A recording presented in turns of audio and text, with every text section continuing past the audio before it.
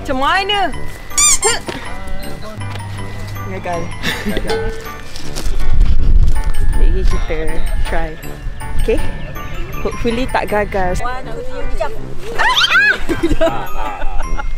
Tapi orang tahu. Belakang sikit. Kamu cuit. Kau ni pendek tu nak empat. Empat. Oh, I hold you je. Standard tinggi dia tu. Kita dah lah sama berat sama tinggi. Wah, dia tolong, lepas tu dia tolong dia. Ini buku bulan kan. Dah balik ah.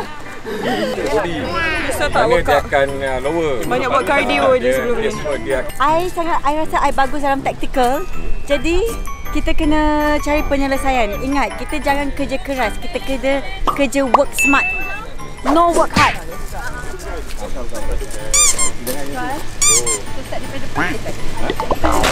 Oh, macam tu eh? Kau mau dia seorang topik je.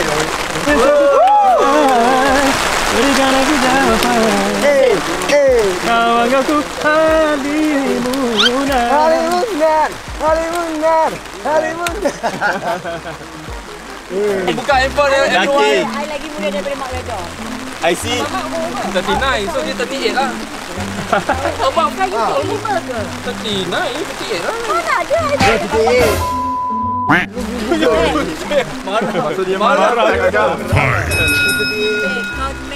Gina. My personal tu.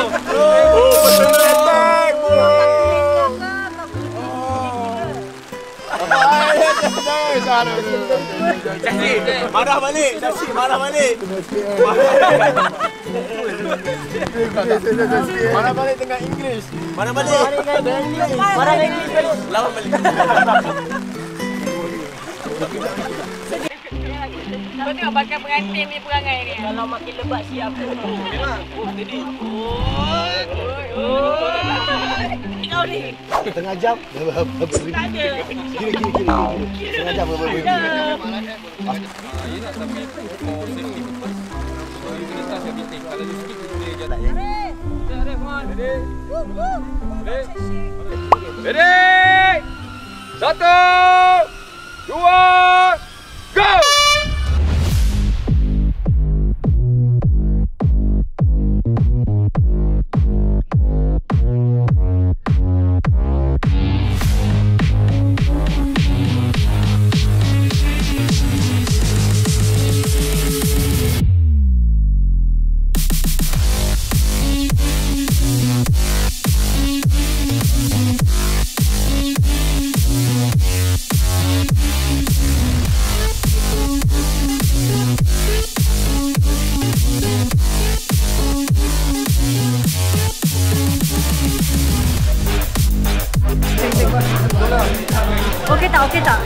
Okey tak kira orang? Okey. Serius lah.